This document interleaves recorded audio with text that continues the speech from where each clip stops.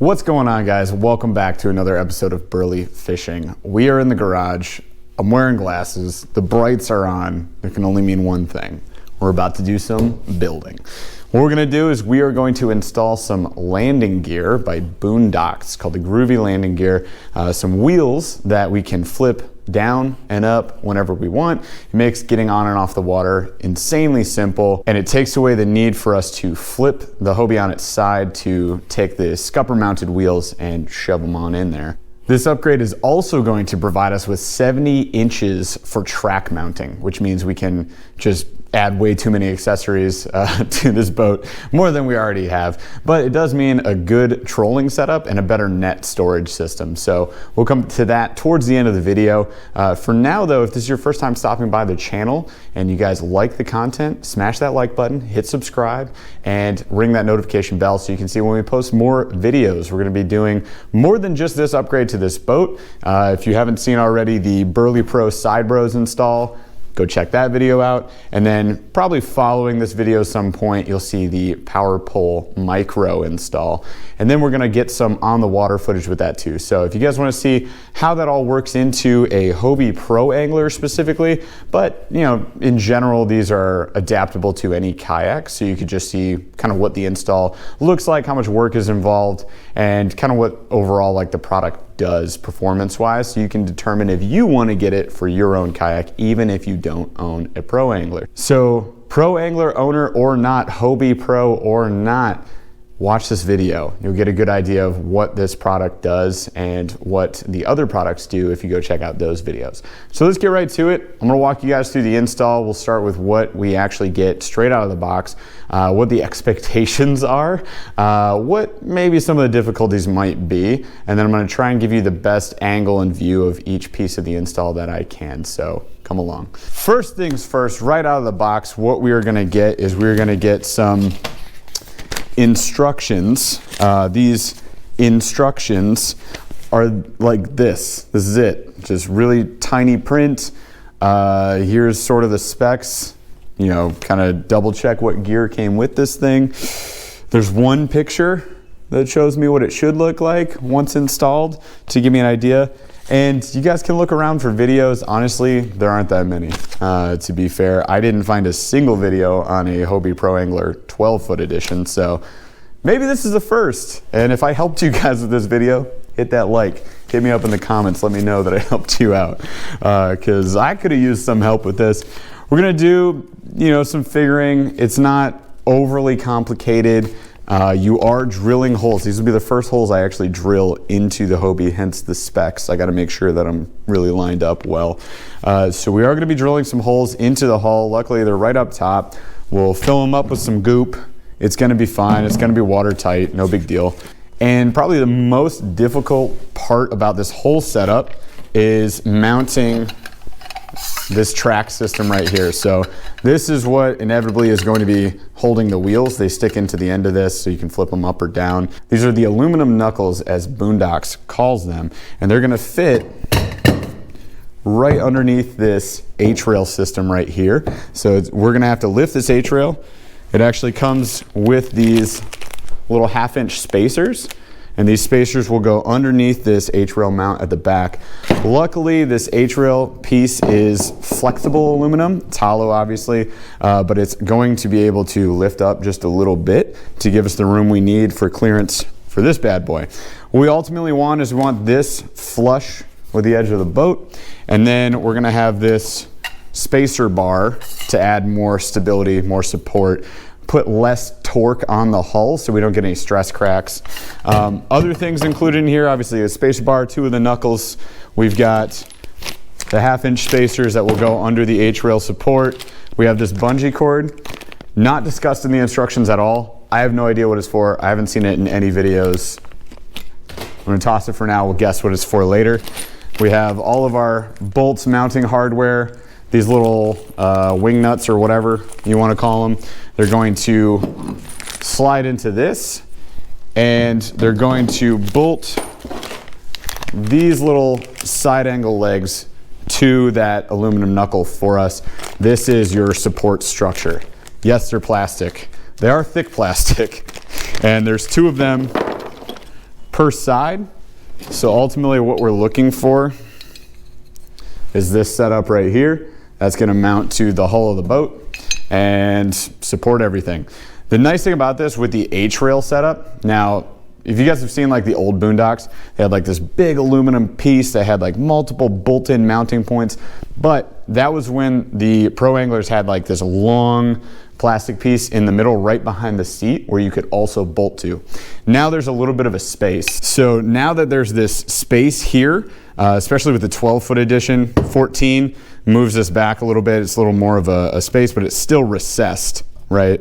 So it still causes an issue for us. You can't have that system. So Groove had to update the mounting brackets. That's why we have these knuckles now, and that's why we have them attached via these guys to this section in the H-rail, right? But again, the H-rail is also going to be right on top of that knuckle, so there's not going to be a lot of room to move. So one of the other upgrades that Boonedox has made is they extended this little mounting bracket from 5 inches to about 9 inches. And again, this is going to be underneath there. So that's going to distribute the weight, the stress that would be otherwise put on the hull. And I've seen in older forum posts, some people getting stress cracks in the older Hobie designs and with the older Boonedox design where this was only 5 inches. So this should alleviate that issue. I'm not really worried about it. Not really worried about drilling into the boat either. It's not something I haven't done before, and with enough goop, you know, you can fix anything. And you know, worst case scenario, if we screw it up, there's other ways to fix this thing, so I'm not too worried about it. Last thing we have in here, these are the little, you know, carriage bolt snap-ons that you would use to keep the wheels in place. And we'll get to the wheel install last because that's the easy part. We're gonna do the hard part first. The only thing I'm worried about right now is getting this thing installed, and hopefully there was some cutting mentioned in the instructions, and I'm really hoping that that is false and we don't have to cut this beam.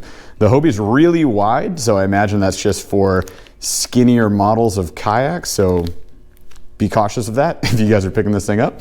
But yeah, let's get right to it. Let me get you guys a good angle. We're gonna start out by popping these guys out and pretty much just staging this whole thing. We'll get it all staged up and then we'll just go step by step.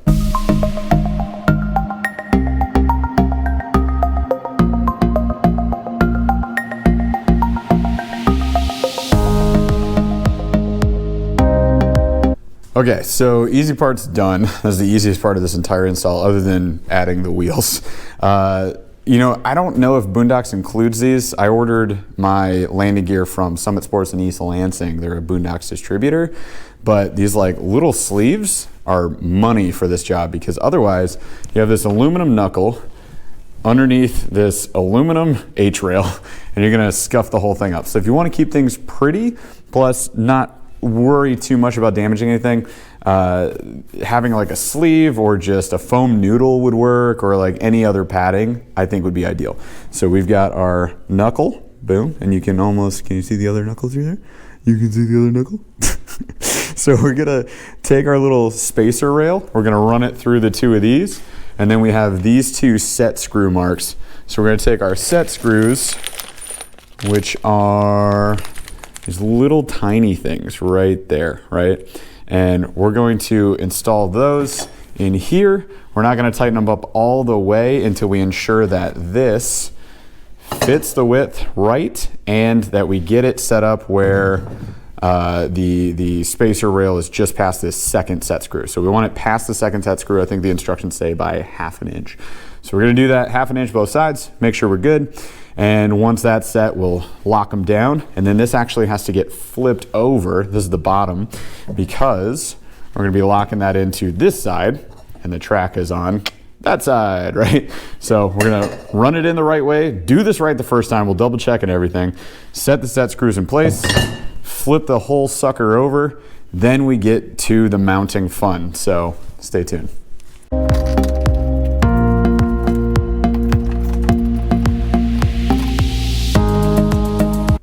Okay, so here's what we're gonna do. We're gonna put these into both sides. So this whole piece needs to fit in and end up flush with that knuckle on the edge here on both sides. And I'm gonna use this just to help me with putting in these set screws for this spacer. So we're gonna do that right now.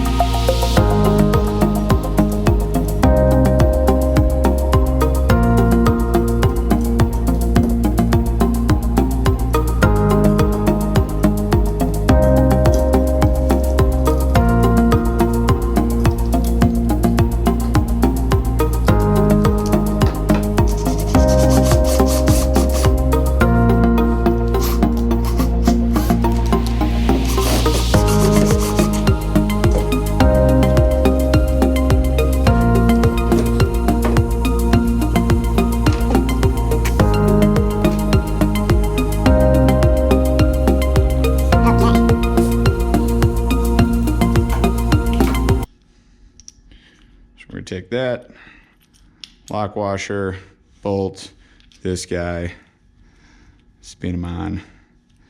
We're gonna slide it right on to here. Boom. And we do that 4 times. Yay.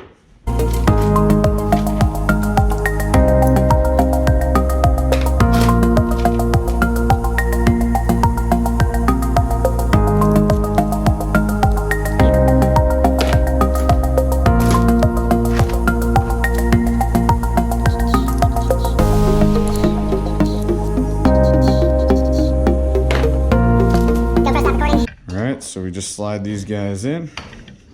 I'll show you guys in a second. Oop, it's a little too tight. Make sure they're just barely on so you can slide them in tight. We're gonna do that on both sides, readjust where we're at, line this thing up, and then we're gonna drill some holes in my boat. Speed this part up.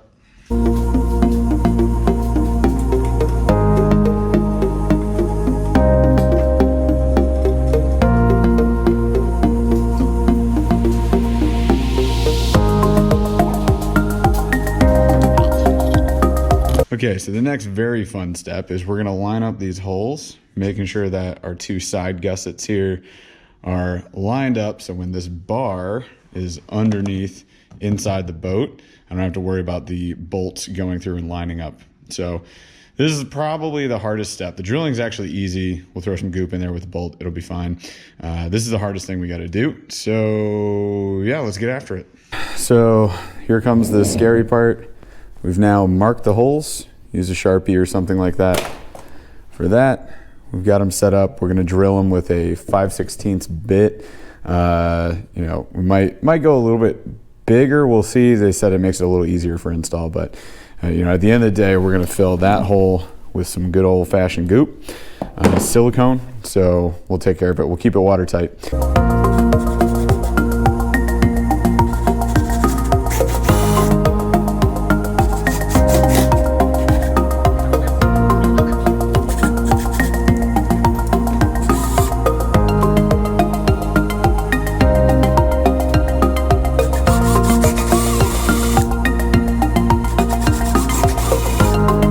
All right guys, so this is the trickiest part. Basically we have to get this strip of galvanized metal underneath here. You can't reach it, even in a 12 foot, surprisingly enough. I cannot reach my arm all the way up to this section to bolt this in. So what we're gonna do is you're just gonna go pick up some really cheap thick gauge wire. You're gonna run it through one of the holes you've made. I'm gonna run it down and grab it from the inside. Boom. By the way, now would be a good time to mention, at least in the Pro Angler, there's foam in here. So you're gonna have to pull that foam out temporarily. You'll shove it back in once we get this all put back together. I also had to remove a screw to this web netting right here because it gets in the way with the placement. So you might want to either drill around that screw or do what I did and screw it up and then go back in and just pop the screw out. I'll replace the screw once this is all done. No big deal. We'll make it work. Last thing, once we pull this up inside and we get the first bolt started, I am gonna drop some goop right into this hole to, again, try to make sure that we're watertight. All right, so we got the wire. We're gonna take this and we're just gonna bend it around this thing. All right. Keeping it on one side. There you go. Like that, so I can pull as hard as I want. I'm gonna pull this guy up in all the way through. And we should be, yeah, I can see it. We're right there. So next step, we're gonna take that goop, drop a little bit right up on this hole. So we'll take our bolt with the lock washer, shove that right on in there.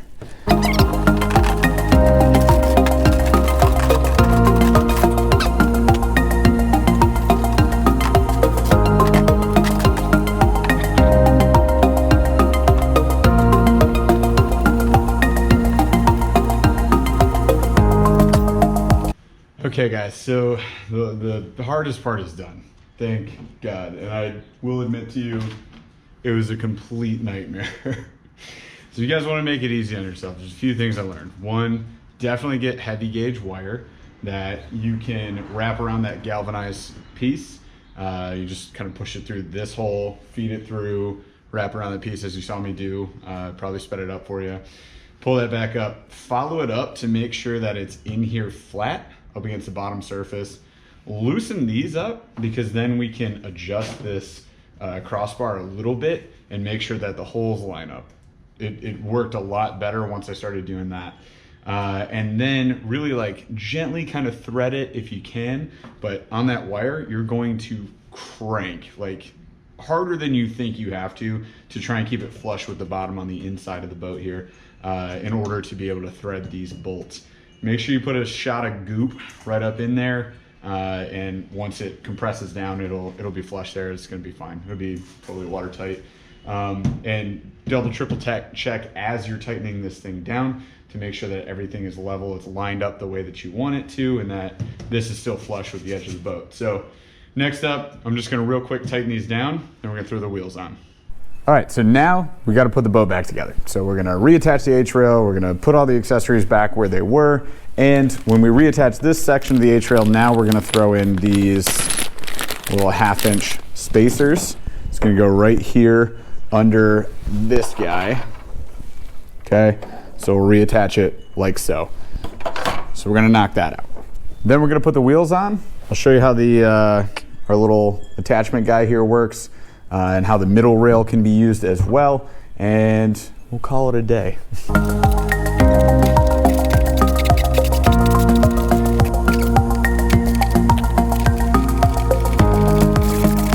All right guys, next up, we've got the actual fun part of the build. So I'm gonna put these wheel pieces together. Again, it's just these little pins. So there's one. One more.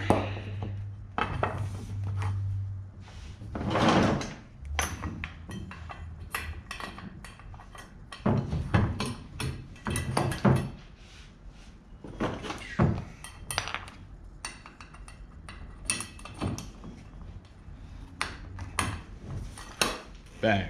All right guys, so that's a wrap on the install.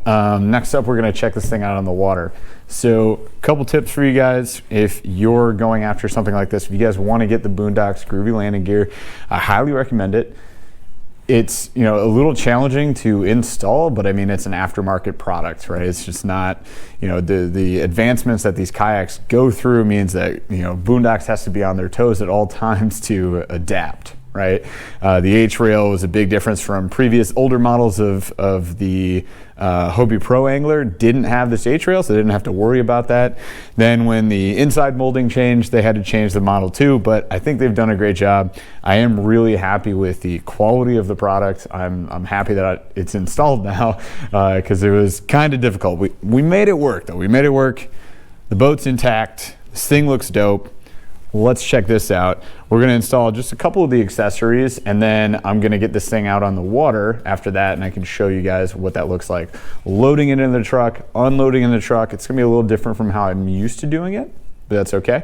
We're gonna get used to it, and I wanna see what it's like getting it on the water, going out to fish, and then what it's like coming back in. So give you guys a little preview of that as well. What we've got here is we've got a track mounted system. So I just grabbed two of the track accessories that I own. This is a GoPro camera mount. I probably won't have this back here, but I might get a track mount for like a pole so we can get a camera behind us. The other thing I'll use would be a rod holder. This is a perfect trolling position right here. It's out of my way. It's easy to get access to because it's right behind our seat, which is right here. So I can just reach back if a fish is on. But I can also use this as what I intend to use it as, which is a net holder. So track, we're just gonna slide it in. You're just gonna tighten that sucker down. And then I'm gonna have my net stowed up in here. You can lock it down in case I get into rough waters or something like that, and I don't have to worry about that. So awesome, install super easy. The next thing I want to show you guys is how this middle track works. All right, so as you guys can see, the knuckles on either side are gonna have the easy track access because it's just open from this point. So we can just pop anything on the track, slide it in. This is a little different. So for this, what you wanna do is you wanna have this pretty loose. Pull this plastic piece back, so I have that gap right there. This is probably more than you need to worry about. You're gonna slide it in like so. Okay, so then you're gonna tighten it down like normal and we're good, we're secure. So this gives us the entire width of the boat of track back here to use. Now, this is right behind the seat and I like to recline just a little bit to stay comfortable. So chances are I'm not gonna put anything like right back here unless it's a lower mounted item. I'm not sure what I might mount right here just yet, but the cool thing is I've got options. This is all accessible. Past models of this, they had this red just rod that went through here as the extender bar, but now it's actually usable for a track mount. So that's pretty cool to see. If I wanted to have my net maybe further back towards the middle, that's probably not a bad option, but you get the idea. Accessories galore. But most likely we're just gonna use these knuckles on the side here for that kind of stuff. Next up, guys, I wanna show you how the wheels actually work on this thing. So you can see I've got the right wheel already set up in there. I've got our left wheel right here, and I'm gonna show you guys how this works. All right, so with the wheels installed, we got our pins on either side keeping the wheel on. We're just gonna take this square piece right here, we're just gonna slide her in, right? So, gotta use a little bit of force to get it in and out, but it's not too bad, and I'm sure that it breaks in over time. So that's in. This is the on the water position or the transport position, and then when we get to where we wanna go, you guys will see in a second, we're gonna pull it out all the way. We're gonna rotate it down, and obviously the frame of my kayak stand is kind of in the way here, but we'll have it down where it's right underneath the kayak, and we're able to wheel this thing around. You can leave them deployed when you're on the water, and I might even just test it to see what's gonna happen, but these wheels are gonna float. So, you know, if you pull this out and you're worried about, oh no, like what happens? Then don't worry, because the wheel will float. So you'll be able to get access to this. And I'm sure you won't be too far from the ramp where you can't just fish this thing out. I think that's what the bungee cord included was for. Maybe that's like a little safety piece. I don't know. Let's take a look and we'll see. But yeah, let's get this thing out of the water. I want to see how this thing works.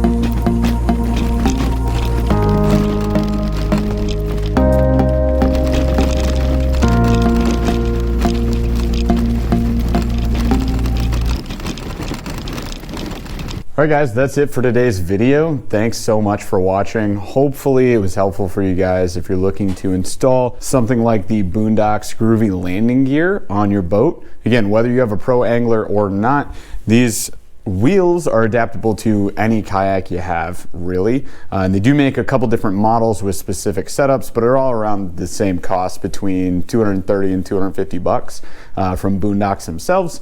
There's also distributors across the country, might be international, I don't know. Lots of options for you guys to buy. I did find, and I wanted to show you the usage for that bungee. It's right here. So you're gonna strap it from these little pins from one side across the wheel over to the other, and that is to prevent these from bouncing out in transport. So let's say you're driving a longer distance with this loaded up in the back of your vehicle or on top, and you want to leave the wheels in. I mean, you could put them in your truck bed or in your vehicle if you want to, but if you left them just locked in just like this, you throw that bungee across, they're not going anywhere. Or if you're going on a longer trip on the water, it might be a good option to bring that with you as well. just thought. But again, hopefully the video was helpful. Hopefully you guys enjoyed it. It was a challenging install, I will say that.